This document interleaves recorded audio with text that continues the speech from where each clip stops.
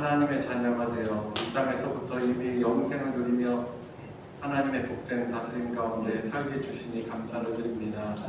그 은혜에 감사하여 또한 이 시간 예배로 하나님께 영광을 돌리기를 원하며 우리 눈으로 볼 수 없고 만질 수 없지만 살아계셔서 우리를 사랑하시는 하나님을 더욱더 주님 깊이 또한 알아가며 또한 경배하며 주께서 주시는 풍성하신 은혜를 누리는 시간 되기를 원합니다. 이 시간 성령 하나님 우리들 가운데 충만한 역사를 베풀어 주시옵시고 주님 이 땅 살아가지만은 하나님만 주시는 천국의 그런 평강과 기쁨을 누리는 이 시간 되게 하여 주시옵소서. 예배 시종을 주님께 의탁드리며 우리 주 예수 그리스도의 이름으로 기도드리옵나이다. 아멘. 아멘. 우리 나주님의 기쁨 되길 원하네. 이 마음을 함께 고백드리도록 하겠습니다.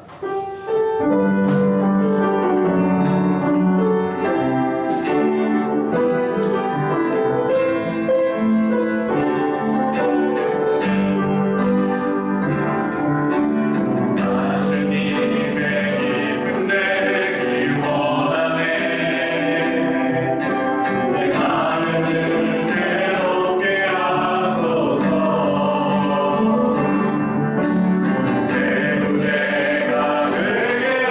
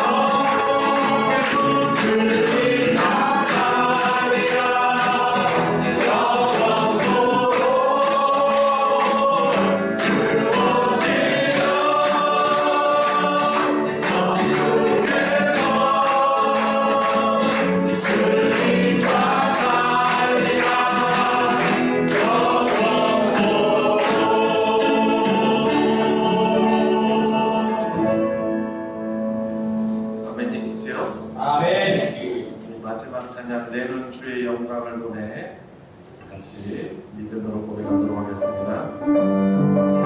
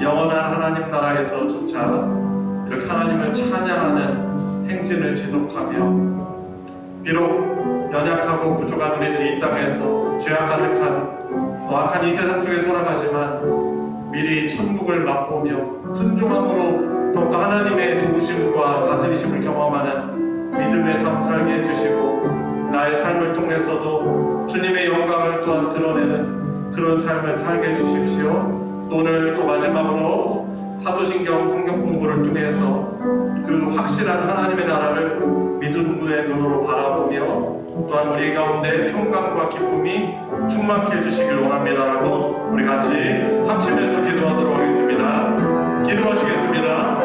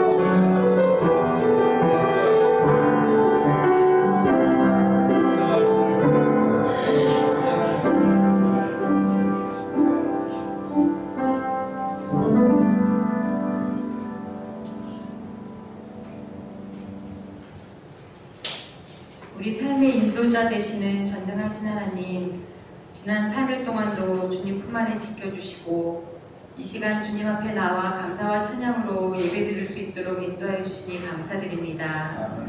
세상이라는 광야 속에서 살아갈 때에 고되고 힘든 일도 많지만 주님의 십자가를 바라보고 우리를 위해 기도하시는 예수님을 힘입어 순간순간 말씀으로 이기며 승리하길 원합니다. 세상이 줄 수 없는 평안과 위로를 주님 안에서, 우리 소망교회 안에서 누리게 하시며 성령님과 항상 동행하는 삶 살도록 인도해 주시니 감사드립니다. 하나님 아버지, 세상은 과학기술의 발달과 여러 사회적 발달로 인해 편리하고 살기 좋은 시대가 되었지만 사람들의 시선과 생각은 더욱더 각박해지고 자신만을 생각하는 이기주의가 만연하며 소돔과 고모라에서 있었을 법한 타락과 마약과 인터넷 범죄 등이 퍼지고 생명을 소중히 여기지 않는 등 더욱더 살기 어려운 시대가 되어가고 있습니다. 이 죄악이 가득하고 어두운 시대에 소망이신 하나님의 빛을 비추며 나타낼 수 있는 주의 성도들이 많아지길 원합니다. 교회 문만 밟고 다니는 우리가 아니라 세상에서 선한 영향력을 끼치며 축복의 통로가 되며 주의 빛을 환히 비출 수 있는 저희들의 삶이 되도록 인도하여 주시옵소서. 이 세상에 태어나 나 자신만을 위한 삶이 아닌 교회와 세상을 바라보며 보람되고 가치 있는 삶, 참된 그리스도인의 삶을 살아가도록 인도하여 주시옵소서. 또한 우리 소망교회의 모든 구역과 기관들이 한마음 한뜻으로 사랑으로 서로 화합하며 맡은 바 충성을 다하고 또한 다음 세대를 이끌어갈 주님의 자녀들이 말씀 위에 잘 성장하여 하나님의 뜻을 이루어가는, 하나님을 기쁘시게 하는 교회가 되도록 인도하여 주시옵소서. 다음 주부터 시작되는 추석 명절을 맞이하여 우리 성도들의 가정이 항상 풍성하며 가족과 함께하는 가운데 기쁨과 감사, 평안을 누리는 시간 되게 하여 주시고 오가는 길에도 눈동자와 같이 지키시사 안전하게 운행할 수 있도록 주님께서 동행하여 주시옵소서.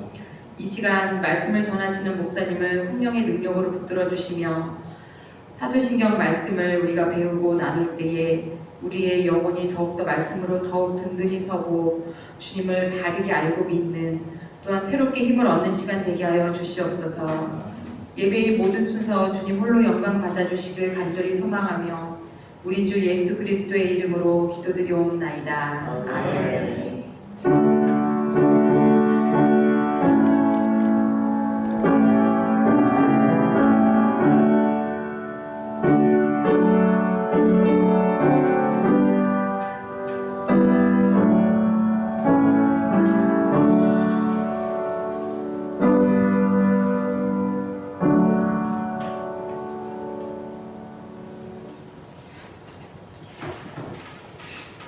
오늘 사도신경 성경 공부는 제16과 마지막 단원입니다. 부활과 영생이라는 주제입니다.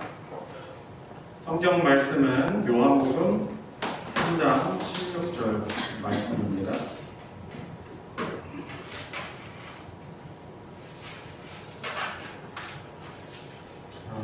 같이 한 절이니 짧은 절인데요. 외우시기도 하시죠? 한 목소리로 한번 읽으실 분들은 읽으시고 암송하실 분들은 또 암송해 보겠습니다. 시작. 하나님이 세상을 이처럼 사랑하사 독생자를 주셨으니 이는 그를 믿는 자마다 멸망하지 않고 영생을 얻게 하려 하심이라. 아멘.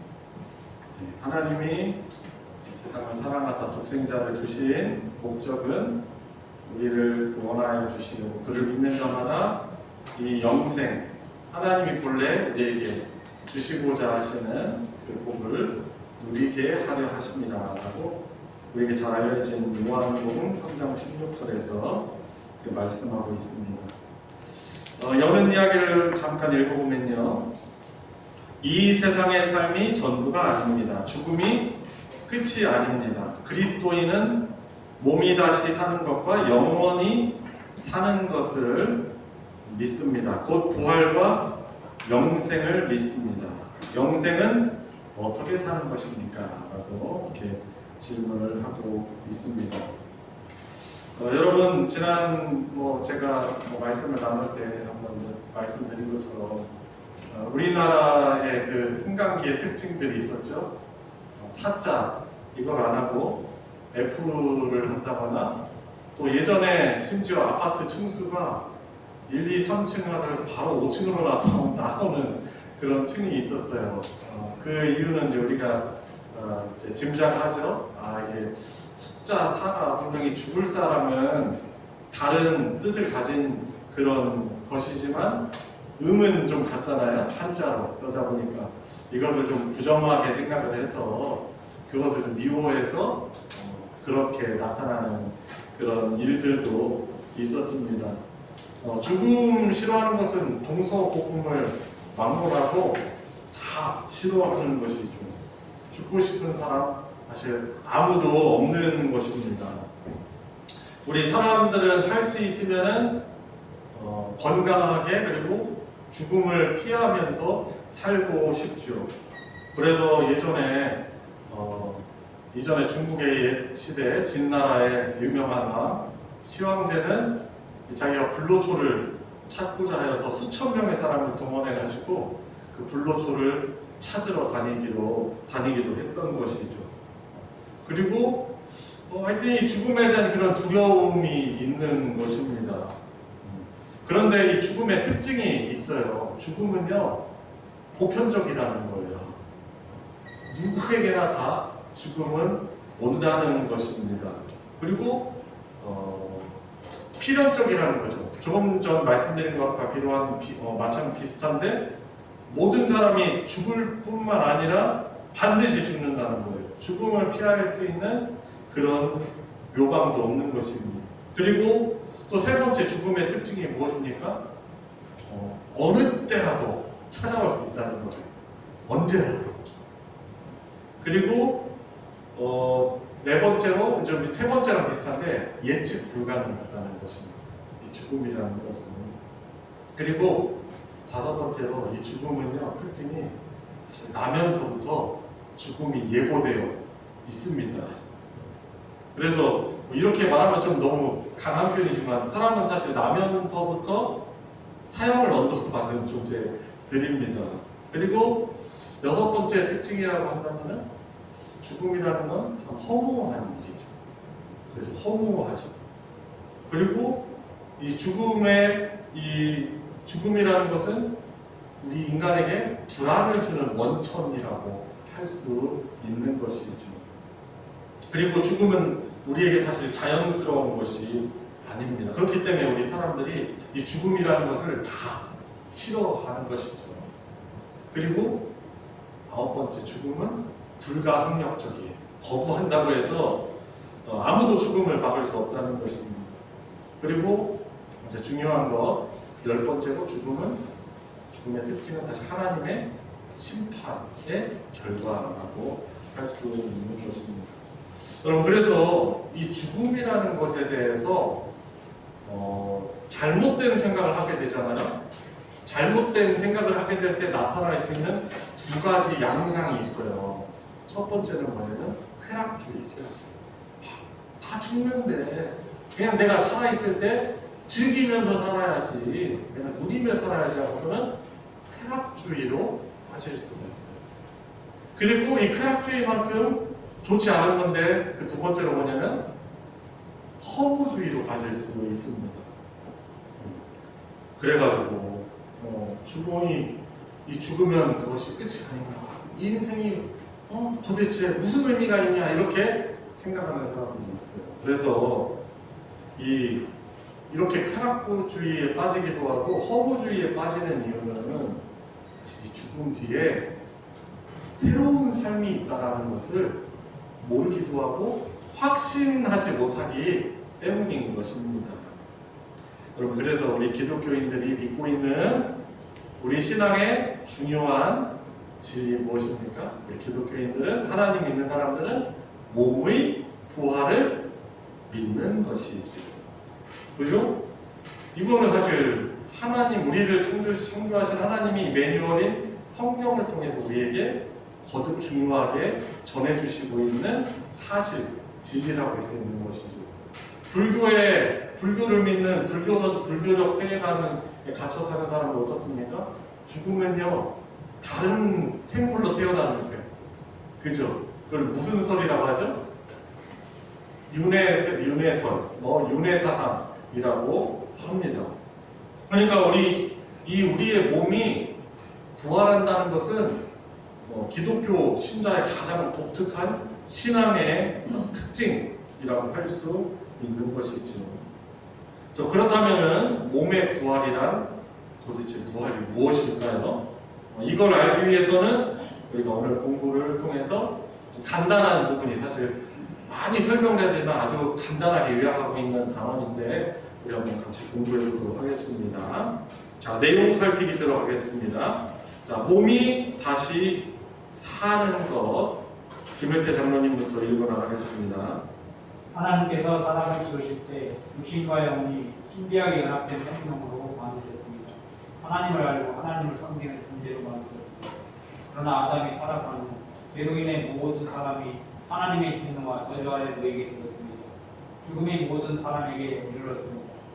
사람이 죽을 때 영혼과 육신이 분리되는데 이것이 육체적 죽음입니다. 그때 몸은 흙으로 돌아갑니다. 그리고 신자의 영혼은 곧바로 낙원에 이릅니다. 신자는 죽은 다음에 그의 영혼이 올려져서 예수님이 예비한 처소에서 모든 고통을 그치고 예수님과 함께 참된 쉼을 누립니다. 그러나 불신자의 영혼을 음부에서 고통을 받으며 영원한 형벌을 기다립니다. 네. 여러분, 피조물 가운데 피조물을 크게 세 종류로 구분할 수 있어요.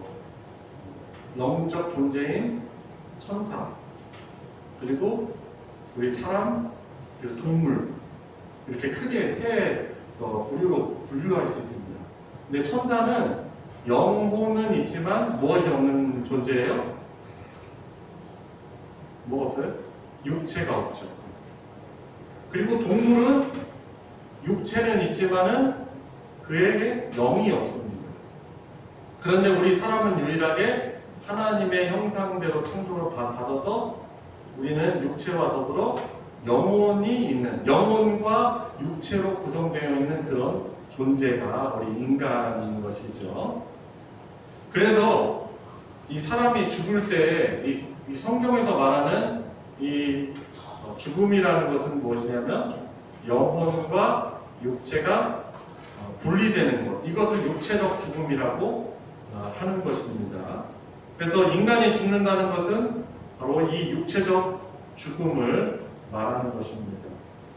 그리고 근데 성경에서는 이 육체적 죽음만을 말하고 있지 않아요.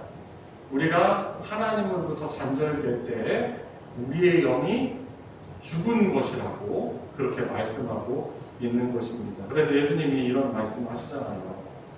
자는 그 죽은 자들로 하여금 너의 아버지를 장사 지내게 하고 너는 나를 따르라라고 이야기를 하죠. 왜냐하면 어떤 제자가 약간의 제자, 예수님이 그 중심을 아시겠죠. 중요한 일이라고 하게 되면서 나중에 예수님을 따라가겠다고 하니까 너는 죽은 사람들이 죽은 사람을 장사 지내게 하고, 여기서 말하는 죽은 사람들이라는 게 어떤 죽음이겠어요? 영적인 죽음을 의미하는 것이기 때문에 예수님이 그런 말씀을 하는 것입니다. 그래서 우리가 이 육체적 죽음을 당할 때 우리의 몸은 흙으로 돌아가고, 그리고 우리 신자의 영혼들은 곧바로 영어로 파라다이스라고 하는 낙원에 이르는 것입니다. 그래서 예수님이 십자가 지실 때 양옆에 강도 둘이 있었어요.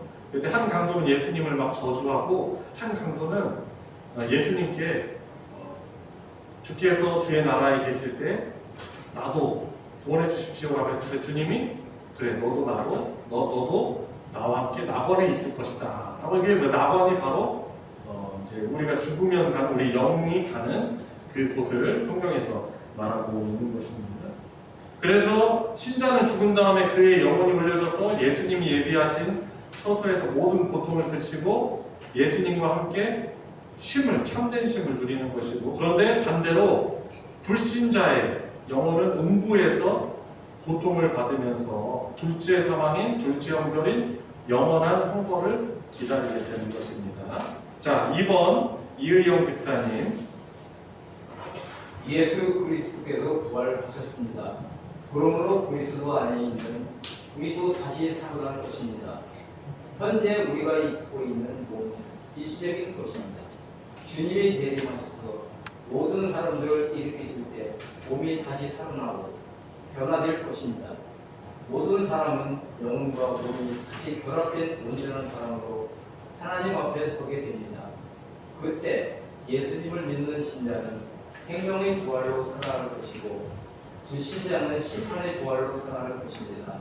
악인은 하나님의 공의에 따라 심판을 받고 영원한 형벌에 처해집니다. 그러나 의인은 예수 그리스도의 교독의 은혜로 말미암아 영원한 생명을 누리는 영광에 참여합니다. 그래서 이제 예수님의 그 부활이 잠자는 자들의 첫 열매라고 고린도전서에서 15장에서 그렇게 우리에게 증언해주고 있습니다. 우리 몸은 지금 몸은 일시적인 것이지만 우리 주님이 재림하셔서 모든 사람들을 일으키실 때는 그때는 우리 육체가 다시 살아나고 변화될 것이죠. 그래서 모든 사람들은 하나님이 구원하신 그 모든 사람들은 영혼과 몸이 다시 결합된 온전한 사람으로 하나님 앞에 서게 된다는 것입니다.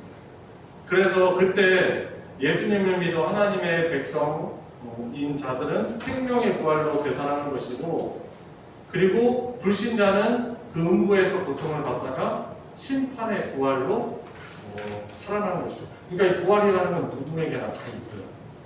그렇죠? 생명의 부활로 부활을 하든지 아니면은 영원한 형벌의 부활로 부활할 것 하는 것인지, 이것이 이제 큰 차이점이죠. 자, 그런데 이 새롭게 부활한 그런 특징에 대해서 3번에서 말씀하고 있습니다. 고건사님 읽어주세요. 우리는 부활할 때 새로운 형체, 곧 신령한 몸을 입습니다. 현재의 몸과 연속성을 지녔지만 그러나 영화롭게 변화된 몸을 입게 됩니다. 이전의 몸, 즉 부패와 수치와 약함을 지닌 몸이 아닙니다. 영적인 몸, 즉 썩지 않고 영광과 능력을 지닌 몸입니다. 부활하신 그리스도의 영광의 몸과 같으며 하나님의 영광에 참여하는데 조금도 부족함이 없는 몸을 보내게 됩니다. 네.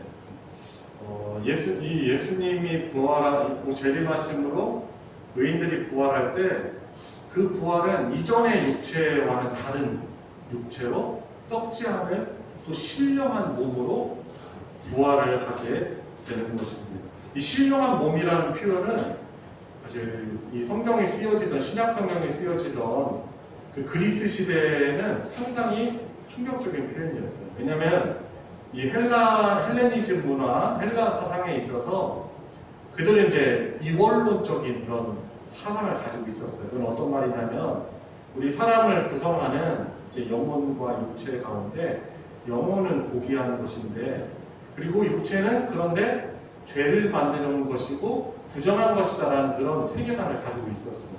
그런데 그런 일이다 보니까 이들은 예수님의 부활도 믿지 않았고 더구나 예수님 안에서 죽은 사람들의 부활도 믿지 않은 거예요. 그런데 그런 잘못된 사상에 있어서 성경은 우리 예수님의 재림을 통해서 주어지는 부활은 신령한 육체로 부활하게 된다는 것입니다. 더 이상 죄도 짓지 않고요, 병도 없고, 늙지 않고, 그리고 죄를 짓게 만드는 것이 아니고 그저 거룩한 그런 우리 주님을 닮은 그런 신령한 육체로 우리가 거듭나게 되는 것입니다. 영적인 몸, 썩지 않고 영광과 능력을 지닌 그런 몸인 것이죠. 부활하신 예수 그리스도와 같은 그런 몸이고 하나님의 영광에 참여하게 되는 조금도 부족함이 없는 그런 육체로 거듭나게 되는 것입니다. 자, 그래서 4번 이재복 집사님 읽어주세요. 성경은 성도가 죽는 것을 자는 것이라고 말합니다. 성도는 죽을 때 이 땅의 수고와 슬픔을 거치고 안식을 누릴 것입니다. 잠자던 사람이 아침에 일어나듯이 주님이 재림하실 때 우리도 다시 살아날 것입니다. 그래서 성도는 죽을 때에 슬프지만 크게 슬퍼하지 않을 수 있습니다. 저 여러분들 오늘도 아침에도 깨어났죠? 깨어나셨으니까 오셨겠죠? 맞습니까? 날마다 아침에 잠에서 깨어나는 것은 사실 우리가 부활을 예행 연습하는 것이라고 할 수 있어요. 성경에서 또 주님이 그 죽은 사람에 대해서 왜 잔다, 자는 것이다라고 왜 표현하냐면 다시 일어날 것이기 때문에 그런 것이죠. 여러분, 그래서 우리가 날마다 아침잠에서 깨어나는 것은 부활을 예행 연습하는 것이고, 그래서 우리가 날마다 저와 여러분들이 잠자리를 사실 들을 때 그때마다 부활의 아침을 우리가 꿈꾸며 우리가 잠에 들 수 있는 것입니다. 그래서 이 몸의 부활이라는 것은 미래에 대한 우리 성도들의 참으로 위대한 소망이고, 그리고 우리가 육체적인 연약함 때문에 또 우리 몸의 일시적인 죽음 때문에 좌절하거나 낙심하지 않는 그런 믿음의 근거가 되는 것입니다. 죽는 것이 좋은 사람은 사실 없어요. 물론 그렇죠. 우리가 진짜 힘들 때는 주님 곁에 빨리 가고 싶은 마음 들 때도 아마 있을 거예요. 그렇지만 그래도 건강하게 오래 살기를 원하는 그런 마음들이 있잖아요. 그런데 내 계획과 내 생각과는 다르게 우리가 살아가면서 우리 몸의 연약함을 우리가 경험할 수 있지만 그것이 우리의 소망을 꺾지 못하는 것은 우리는 예수님이 부활하신 것 같은 그런 부활의 소망, 그 부활에 참여한 삶을 살아가기 때문에 그런 것입니다. 자, 그래서 죽을 때 잠깐 슬프지만 크게 슬퍼하지 않을 수 있는 그런 복이 우리에게 있는 것이죠. 자, 질문 1번. 신자와 불신자는 각각 어떻게 부활합니까? 자, 예수님을 믿는 신자는 어떻게 부활하죠? 생명의 부활. 네, 생명의 부활로 부활을 하고요. 그리고 믿지 않는 불신자는 심판의 부활. 그렇죠. 심판의 부활로 다시 살아나게 되는 것이죠. 그래서 내가 이 땅에 살아가면서 믿는 자로 살아가는 것이 얼마나 다행이고 정말 최고의 복인 거예요. 최고의 복. 우리가 예수님 만나서 하나님의 자녀로 또 부활의 소망을 가지고 살아가는 것이 정말 가장 큰 복이라고 단언할 수 있는 것입니다. 자, 질문 2번. 신자는 죽은 다음에 어떤 상태로 살게 됩니까? 어떻게 살아나죠? 그의 영혼이 올려져서 예수님이 예비한 수속에 예수님과 함께 참된 힘을 그죠. 그래서 예수님 품에 안겨서 우리가 고통 없이 참된 신을 누리겠죠. 저도 장례 예배를 이렇게 인도하면은 이제 그런 표현을 해요. 이제는 고통 없는 곳에 가셨다. 아버지께서는, 어머니께서는 고통 없는 곳에 가셨다. 근데 이 말이 그냥 이 남은 유족들 위로하려고 하는 말이 아니고 진짜죠. 그래가지고 우리는 막 그때 땅에서 막 슬퍼하고 괴로워하고 괴로워했잖아요. 근데 우리 그 먼저 보내드린 예수님 안에서 잠든 돌아가신 우리 부모님이나 우리 형제 자매들, 또 먼저 간 우리 믿음의 동지들은 그 주님 품에 안겨가지고 사실 아마 그런 표현 하지 않을까요? 울지 마. 울 거 없어. 얼마나 좋은데. 그리고 다시 만나는 소망이 있잖아요. 그죠? 그러니까 우리가 이 땅 살아가면서도 이 소망으로 감사하며 이 믿음에 붙들려 살면은 우리가 나이 드는 것이 좋지는 않지만 점점 더 그 나라 가까움을 우리가 기뻐하며 살아갈 수 있는 것입니다. 자, 우리 다음 주제 영생 한번 공부해 보도록 하겠습니다. 영원히 사는 것. 1번 남권사님 읽어주세요. 영생은 단순히 영원히 사는 것이 아니라 새롭게 태어나 하나님의 생명을 누리며 사는 것입니다. 예수 그리스도와 함께 옛 사람이 죽었고 예수님과 함께 새 생명으로 살아난 것입니다. 영생은 곧 유일하신 참 하나님과 그가 보내신 자 예수 그리스도를 아는 것입니다. 신자는 하나님과 인격적 관계를 맺고 그리스도와 영적 연합을 이루어 새 생명을 살아갑니다. 이제는 내가 홀로 사는 것이 아니요 내 안에 그리스도께서 사시는 삶입니다. 성령께서 내 안에 들어와 계시면서 내가 하나님의 자녀이며 상속자임을 확신하며 살아가게 하십니다. 네. 제 질문 한번 드리겠습니다. 우리 이 자리 온라인으로 또 이렇게 대면으로 참여하시는 분들, 우리 성도님들 몇 세까지 살고 싶으세요? 몇 세까지 살고 싶으세요? 몇 세? 그런 생각은 안 해봤어요? 사실 불과 몇십 년 전만 해도, 제가 어렸을 때만 해도 환갑잔치 있었어요. 그죠? 환갑잔치하고, 그리고 환갑 지나가지고 70세는 무슨 잔치죠 원래? 무슨 뭘 하죠? 진갑이라고 하죠? 그때만 해도 그 60, 70, 4개 살아온 것에 대해서 막 축하하고 막 그렇게 잔치도 벌였던 것입니다. 근데 여러분들 지금은요, 과학기술, 아니 의학기술의 발달로 인하여서 어떻게 되나요? 온 60, 여기 60이신 분들도 이렇게 그 이상 훨씬 넘으신 분도 우리 계시는데 수십 년 전에 60세 된 분들에 비해서 대단히 젊으세요. 그죠? 마치 예전에 40대 뭐 중후반 뭐 이렇게 말할 수도 있어요. 뭐 요즘에 100세 시대라고 하죠. 그런데 성경에 기록된 기록을 보니까 창세기 같은 경우에 아담의 그 후예들 있잖아요. 아담의 이제 그 직후에 태어난 자손들은 거의 1000살까지 살았어요. 1000살. 제일 많이 산 사람이 무드셀라잖아요. 969세까지 살았고, 아담 같은 경우도 800년, 그리고 뭐 그 후손들 보면 700년, 900년 해가지고 살았어요. 그런데 그 성경을 잘 보면은 그 사람들이 이렇게 많이 살았다는 것이 강조점은 아니고 중요한 공통점이 있는데 그들이 죽었다는 거예요. 그게 반복돼서 성경에 기록되어 있는 거예요. 우리가 막 오래 건강하게 살기를 원하지만 결국 우리 사람은 이 범죄로 인하여서 결국 하나님의 심판으로 인해서 우리가 죽는다라는 것을 우리에게 말해주고 있는 것입니다. 사실 아무리 1000살씩 산다 하더라도 뭐 결국에는 다 죽게 되는 것입니다. 그런데 원래 우리가 아담과 하와가 범죄하지 않았다면은 영원히 살 수 있었다는 데 있는 것이죠. 성경의 기록은. 자, 그런데 우리 눈길을 끄는 그 사람이 있어요. 여러 그 아담의 후손들 이름을 보면은 유일하게 죽음을 맛보지 않은 사람이 있는데 누구냐면 누구죠? 에녹이라는 그런 사람입니다. 하나님이 너무 데리고 계시고 직접 데리고 계시고 하나님 기뻐하셨던 것 같습니다.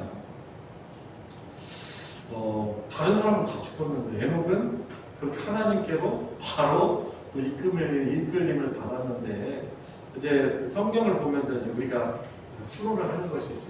아, 그 아들을 무드셀라, 아들이 무드셀라인데 이 이름에서 하나님에 대해 모든 사람은 다 죽는다라는 그런 의미가 그 안에 담겨 있거든요. 그러니까 이 에녹은요 철저하게 늘 이 죄로 인한 죽음에 대한 이것을 확신하며 하나님 앞에 의롭게 살아오지 않았는가 이제 그런 생각을 하는 것입니다. 자, 예수 안에 있는 사람은 하나님의 진노와 저주 죽음의 형벌에서 제외되는 것입니다. 이미 영생을 얻었다는 것입니다. 자, 그래서 그것을 이번에서 더 자세하게 설명해 주고 있습니다. 최혜영 성도님 읽어주세요. 신자들에게 영생은 지금 여기서부터 시작됩니다.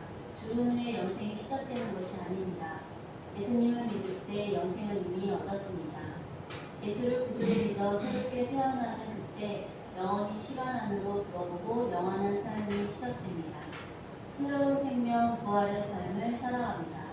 아직은 육신을 입고 이 땅에서 살지만 신자는 이미 생명을 얻었으며 하늘의 기쁨을 미리 맛보며 삽니다. 네. 우리의 그 성경에서 말씀하는 영생은 나중에 오는 게 아니고 우리가 예수님을 영접할 때 그때부터 이미 우리는 영생을 살아가고 있다고 그렇게 말씀하고 있습니다. 왜냐하면 우리가 예수님을 믿어서 예수님 안에서 거듭날 때, 새롭게 태어날 때 그 영원의 시간 안으로 들어오고 영원의 삶이 시작되는 것입니다. 그러니까 새로운 생명, 이미 부활에 참여한 삶을 살아가고 있는 것입니다. 그래서 우리가 육체를 입고 이 땅을 살아가지만은 우리는 이미 생명을 얻고 하늘의 기쁨을 미리 맛보며 살아가는 거예요. 여러분들 우리 가끔 마트 가고 보면은 식품 코너 가면은 거기에서 어떤 코너 있죠? 시식 코너 있잖아요. 시식 코너에서 음식을 이렇게 사실 팔려고 이렇게 주잖아요. 그러니까 요리해가지고 준단 말이에요. 우리나라 되게 좋아요. 근데 그것을 맛보면 어떻게 합니까? 정말 맛있으면은 사게 되는 것이죠. 이제 그거랑 약간 완전히 비슷하지 않지만 저와 여러분들은 이미 그 영생을 이미 이 땅부터 맛보며 살아가는 사람들이라고 할 수 있는 것입니다. 그래서 이미 생명을 얻고 천국의 기쁨을 우리가 가져다가 기쁨을 미리 맛보며 살아가는 삶이라고 할 수 있는 것이죠. 얼마나 복입니까? 이것은 뭐 천만금으로 준다고 해서 이것은 얻을 수 있는 것이 아닌 것이죠. 자, 3번 김경숙 권사님. 신자가 누리는 영생은 시간적으로 세 단계입니다. 첫째, 예수를 믿고 거듭날 때입니다. 그때 옛사람은 죽고 새 사람으로 거듭나 하늘의 복과 기쁨을 누리며 삽니다. 둘째, 신자가 죽을 때입니다. 모든 죄와 속박에서 벗어난 영혼이 즉시 하늘로 올라가 영생을 누립니다. 셋째, 우리 육체가 부활할 때입니다. 첫째와 둘째 단계보다 더 크고 영광스러운 단계입니다.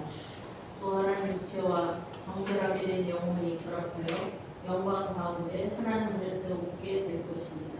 네, 이런 부분들은 좀 우리가 좀 기억할 수 있겠죠? 영생의 첫 번째 단계는 우리가 예수님을 영접하였을 때부터 주어지는 것이고, 그리고 두 번째는 우리의 육체가 죽게 될 때, 우리가 신자가 죽을 때 죄의 속박에서 벗어나 영혼이 즉시로 하늘로 올라가 영생을 누린다는 것이죠. 이제 이것을 이제 성화 다음의 단계 영화라고 합니다. 그렇죠? 근데 이것이 완성은 아닙니다.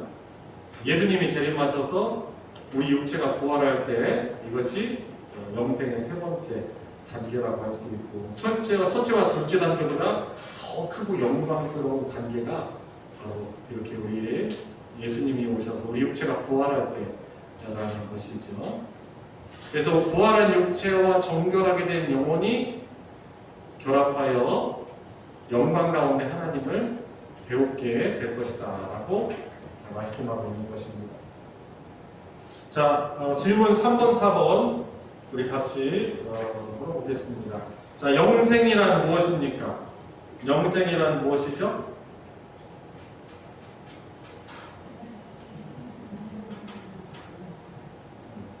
영생이란 우리가 우리 하나님과 예수님을 아는 것이라고 할 수 있습니다. 그러니까 우리가 보통 영생하면 죽은 뒤에 갖는 것이라고 하는데 우리가 예수님을 하나님을 알아서 우리가 그분을 믿을 때 우리가 바로 그것을 영생이라고 할 수 있는 것이죠. 그래서 요한복음 17장 3절에서 이렇게 말씀하죠. 영생은 곧 유일하신 참 하나님과 그가 보내신 자 예수 그리스도를 아는 것입니다. 라고 그렇게 말씀하고 있는 것입니다. 그런데 여기서 안다는 것은 그냥 지식적으로만 안다라는 것을 말하는 것이 아니에요. 이게 성경에서 안다라는 의미는 단순히 안다는 것이 아니고 하나님 아버지와 예수 그리스도와 친밀하게 교제를 나눈다는 것을 안다라고 표현하고 있는 것입니다. 이해하기 어려운 바가 아니에요. 네, 저는 당신을 압니다. 저는 당신을 압니다. 당신 이름만 생김새만 안다는 것이 아니죠. 그 사람과 친밀한 그런 교제를 누린다는 의미가 그 안에 있는 것처럼 우리가 예수님과 하나님을 안다는 것은 우리가 머리로 알 뿐만 아니라 그분과 친밀한 교제 관계에 들어감을 말하고 있는 것이죠. 그래서 영생이란 하나님과 예수님을 아는 것이라고 답할 수 있는 것입니다. 자, 그러면 질문 4번. 영생은 어떻게 얻습니까? 오늘 말씀이죠? 말씀 부분이죠? 영생은 어떻게 얻죠? 예수 그리스도를 믿음으로. 그죠? 그분을 나의 주님으로, 나의 구세주로, 그죠? 나의 구속자로 영접하고 내 인생의 주인으로 모시는 것이라고 할 수 있는 것입니다. 그때 영생은 우리에게 주어지는 것입니다. 넘어갈까요? 예. 마지막 소주제입니다. 새 하늘과 새 땅에 대한 주제입니다. 조아영 권사님 읽어주세요. 예수님이 재림하실 때 새 하늘과 새 땅이 펼쳐질 것입니다.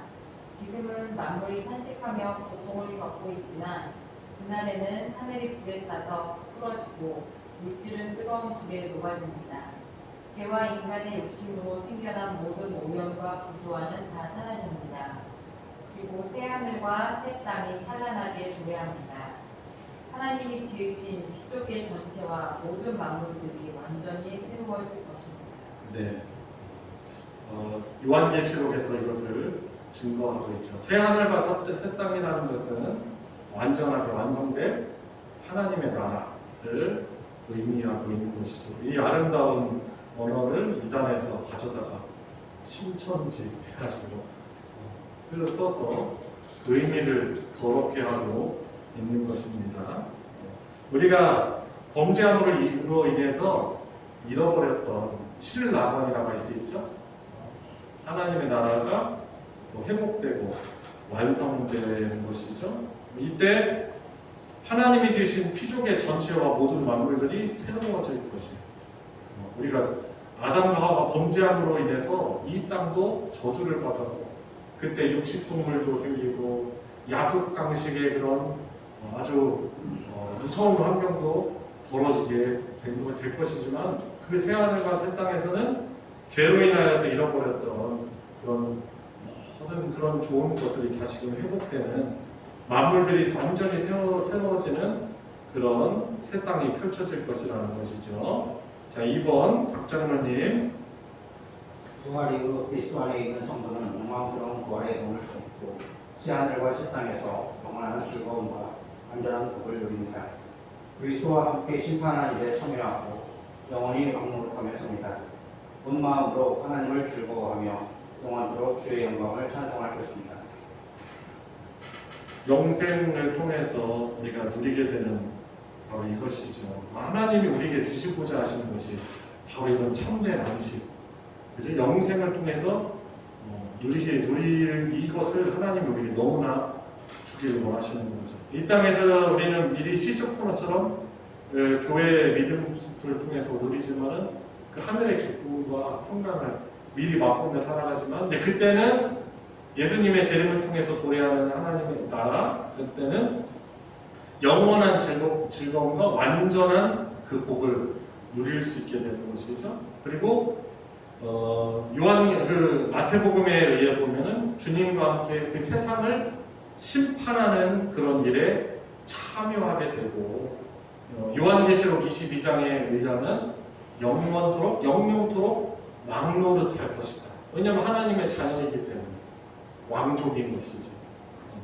그리고 온 마음으로 하나님을 즐거워하며 영원토록 하나님의 영광을 찬양하며 찬송하며 살아갈 것입니다. 예배는 그래서 이 땅에서 누리는 그런 하나님을 영원토록 예배하게 될 그것을 미리 맛보는 것이라고 할 수 있는 것입니다. 자, 질문 5번. 새하늘과 새 땅은 어떤 곳입니까? 어떤 곳이라고 할 수 있죠?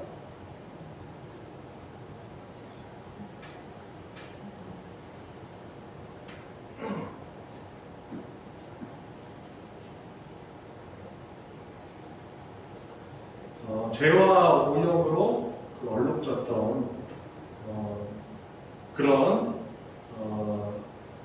그런 처음 세상을 떠나가게 하시고 하나님이 새롭게 만드신 복된 세계라고 할 수 있는 것입니다. 다시 제가 읽어드리겠습니다. 죄와 오염으로 얼룩진 처음 세상을 떠나가게 하시고 하나님이 새롭게 만드신 복된 세계라고 할 수 있는 것입니다. 그래서 그 1번에 그런 내용들이 나와 있죠. 자, 그럼 질문 6번. 새 하늘과 새 땅에서 성도가 누리는 복은 무엇입니까? 어떤 복을 누리게 돼요? 무엇을 덧입습니까? 부활의 모습. 네, 부활의 옷을 우리가 덧입게 되고, 그리고 또 영원한 즐거움, 그냥 잠깐 끝나는 휴가 같은 거지 않죠.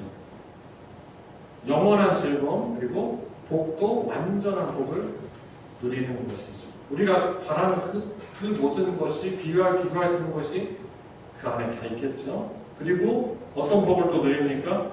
주님과 함께 심판하는 일에 있으며 그리고 왕노릇하고 그리고 하나님을 즐거워하며 영원토록 주님의 영광을 높이는 그런 복에 참여하게 되는 것입니다. 자, 이제 적용을 위한 질문 우리 하고 또 마무리해 보도록 하겠습니다. 1번. 영생은 죽은 후에 시작되는 것이 아니라 지금 여기서 누리는 것이다 라고 하는 말은 무슨 말입니까? 영생에 대해서 깨달은 것을 함께 나누어 봅시다. 지금 여기서 누리는 것이다 라고 하는 말은 무엇이죠? 이미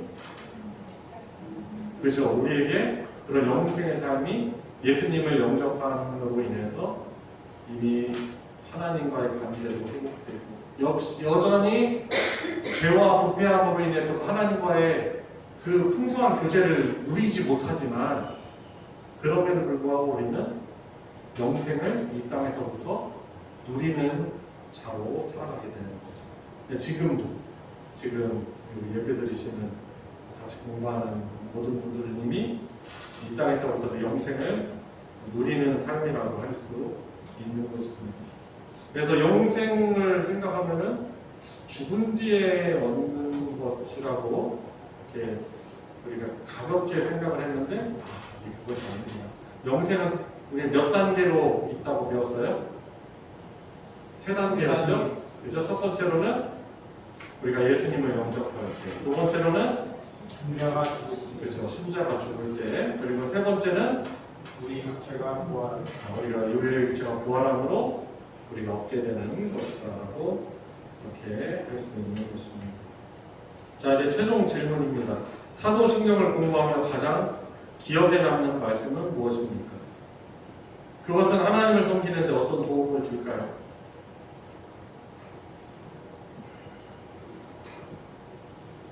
사도신경에 이제 여러 그 고백이 있죠.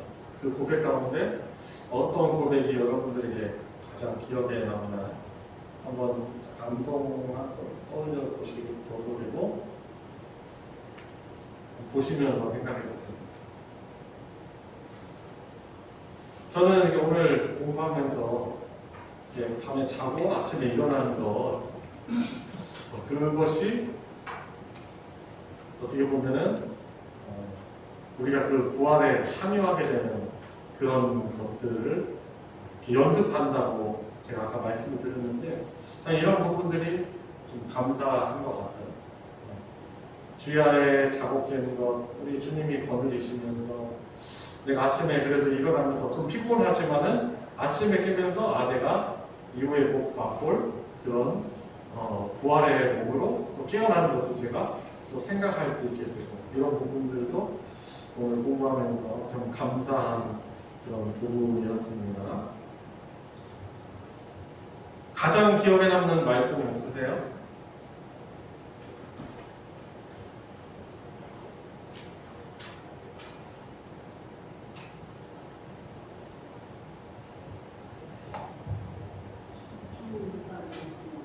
네?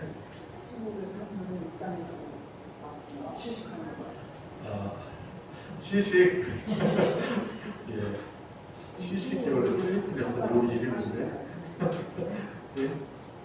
하여튼 천국의 기쁨을 이미 미리 이 땅에서 맛보며 살아갈 수 있는 것에서 그렇죠. 우리가 영원히 하나님 그 앞에서 즐거워하고 기뻐하고 찬양할 것인데 이미 이 땅에서 그것을 누리며 살아가고 있죠. 그리고 여러 세상에 풍파가 오잖아요. 내가 의도하지 않았는데 혹시도 또는 내가 실수해서 어떤 어려움이 찾아와도 근데 그것 때문에 우리가 좌절하지 않죠. 왜냐면은 우리에게는 소망이 있잖아요. 그죠? 천국의 소망이 있고 부활의 소망이 있고 주님을 배울 소망도 있고 주 안에서 잠든 그런 사랑하는 분들을 또 만날 소망이 있고 그래서 이게 우리 믿음 생활하는데 큰 위로가 되고 힘이 되는 진리라고도 생각합니다. 그래서 요한계시록이 그냥 어떤 예언서지만은 어떤 것들을 어떤 현상들을 이렇게 맞추고 뭐 해석하고 이런 목적이 아니고 사실은 초대교회 성도들이 심한 환난 속에서 그들이 낙심하지 않고 천국의 소망을 가지고 살아가기 위한 위로의 말씀이 사실 요한계시록인 거죠. 근데 요한계시록뿐만 아니라 이 모든 성경 말씀이 이 땅을 믿음으로 살아가면서 여러 어려움 겪는 또 시행착오를 겪고 또 어려움 속에서도 하나님 나라를 확신하고 소망할 수 있게 하는 아주 큰 위로와 약속이 되는 그런 말씀인 것입니다. 자, 하이델베르 요르문다 57문, 58문 읽고 마치도록 하겠습니다. 제가 질문하겠습니다. 몸이 다시 사는 것은 당신에게 어떤 위로를 줍니까? 이 생명이 일어나자마자 나의 영혼은 너희 대신 그리스도의 영광을 받습니다. 또한 내 몸도 그리스도의 영광으로 기쁨받아 내 영혼과 다시 연합되어 그리스도의 영광스러운 몸과 주게 될 것입니다. 네. 영원히 사는 것은 당신에게 어떤 위로를 줍니까? 내가 이미 지금 영원한 즐거움을 마음으로 누리기 시작한 것처럼 이 생명이 끝나면 눈으로 보지 못하고 귀로 듣지 못하고 사람의 마음으로 접촉하지 못하는 안전한 마음을 얻어 하나님의 영광을 찬양할 것입니다. 네. 자, 우리 같이 이 시간 기도하도록 하겠습니다.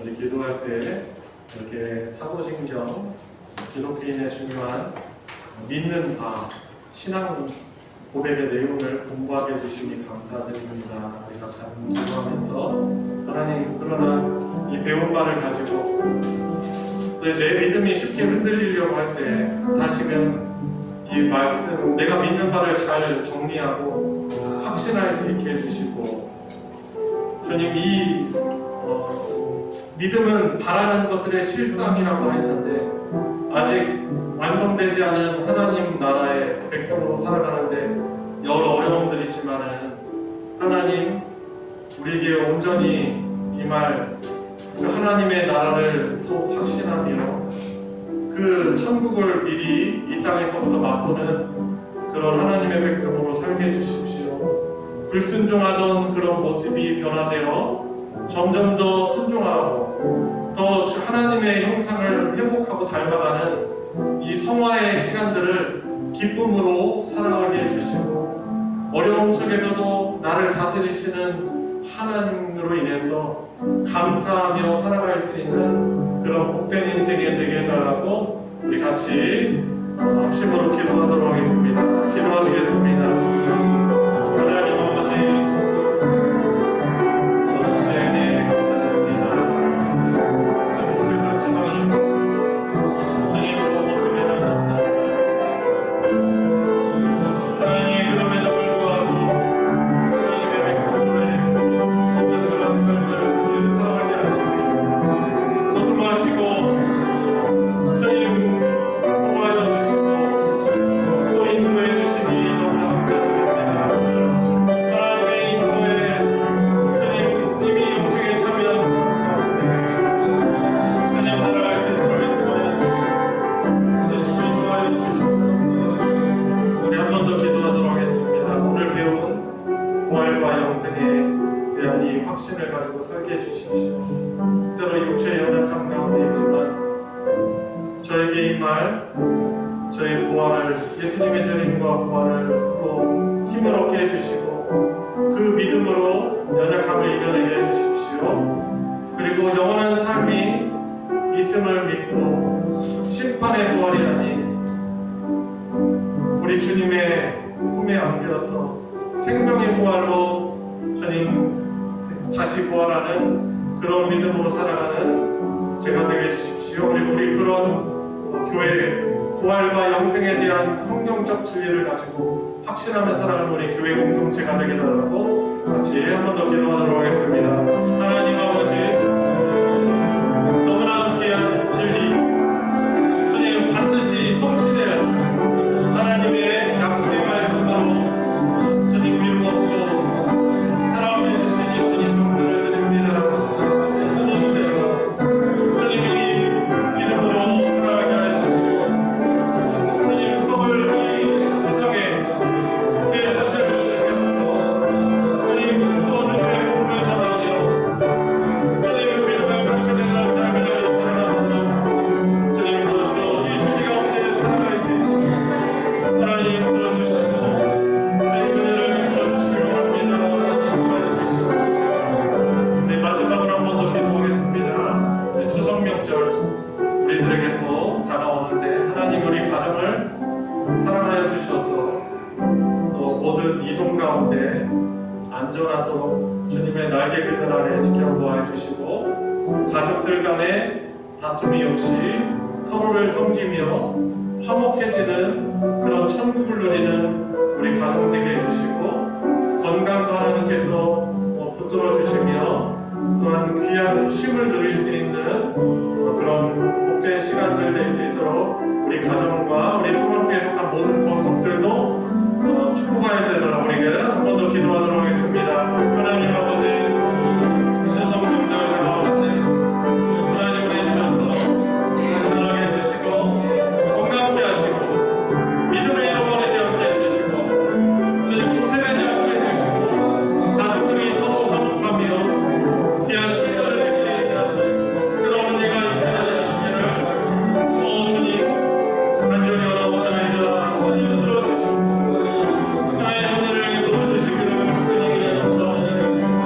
사탄 등까지 못하도록 하여 주시옵시고 우리의 믿음이 주님 잠들지 않게 해주시고 깨어있게 하여 주시며 하나님이 함께하여 주셔서 평강을 누리는 시간 되게 수 있도록 역사해 주시옵소서. 하나님 아버지, 이 땅 살아가면서 참 죄로 인하여서 우리들의 연약함으로 인해서 고통당하고 넘어질 때가 있지만 하나님의 은혜가 저희들의 삶을, 저희들의 믿음을 지켜주시고 여기까지 인도해 오셨습니다. 그 은혜에 감사를 드립니다. 하나님 이 땅 언젠가 하나님께서 심판하실 이 죄악된 땅에 우리의 목적을 두지 않게 해주시고 우리가 누리게 될 영원한 하나님 나라의 완성과 또 부활과 영생에 대한 소망을 가지고 하나님이 우리에게 허락하신 이 복된 성화의 인생 가운데 우리 주님의 형상을, 거룩하신 형상을, 또 주님의 사랑과 인자한 성품을, 또한 거룩하신 그 성품을 닮아가는 복을 우리 소망교회 모든 성도들이 누리게 하여 주시옵시고, 아멘. 주님 불순종하던 모습에서 점점 벗어나 주의 말씀을 이제는 기쁨으로 적극적으로 순종하여서 순종하는 자들만이 누릴 수 있는 하나님이 주시는 놀라운 평강과 천국을 맛보며 살아가게 하여 주시옵소서. 아멘. 모두 다 영생과 부활에 대한 확신과 소망으로 살아가게 해주시옵시고, 비록 이 땅 죄악된 세상 문화 가운데 살아가지만 저희들의 영혼이 잠들지 않게 하여 주시고 늘 영적으로 깨어서서 언제 주님 오실 때이더라 하더라도 주님 지혜로운 다섯처녀처럼 주님 오실 때 준비하며 주님 신랑 되신 주님 오심을 주님 기쁨으로 맞이할 수 있는 깨어있는 믿음으로 주님 살아가게 하여 주시옵소서. 민족 고유의 명절 주님 이전과 같은 모습은 아니지만 하나님께서 우리 모든 권속들에게 은혜 주셔서 주님 범죄하지 않게 하여 주시고 주님이 중심이 된 명절 되게 해주시고 모든 이동과 주님 가운데 안전 지켜주시고 주님 건강 지켜주시며 함께 하나님을 예배하게 하여 주시옵시고 하나님이 주신 귀한 작은 천국인 가정 안에서 좋은 쉼을 누릴 수 있는 모든 성도들과 가정 되게 하여 주시옵소서. 아멘. 우리 주 예수 그리스도의 이름으로 기도드리옵나이다. 아멘. 아멘. 주기도로 예배 마치겠습니다. 하늘에 계신 우리 아버지여, 이름이 거룩히 여김을 받으시오며 나라가 임하시오며 뜻이 하늘에서 이루어진 것 같이 땅에서도 이루어지이다. 오늘 우리에게 일용할 양식을 주시옵고 우리가 우리에게 죄진 자를 사하여 준 것 같이 우리 죄를 사하여 주시옵고 우리를 시험에 들게 하지 마시옵고 다만 악에서 구하시옵소서. 나라와 권세와 영광이 아버지께 영원히 있사옵나이다. 아멘.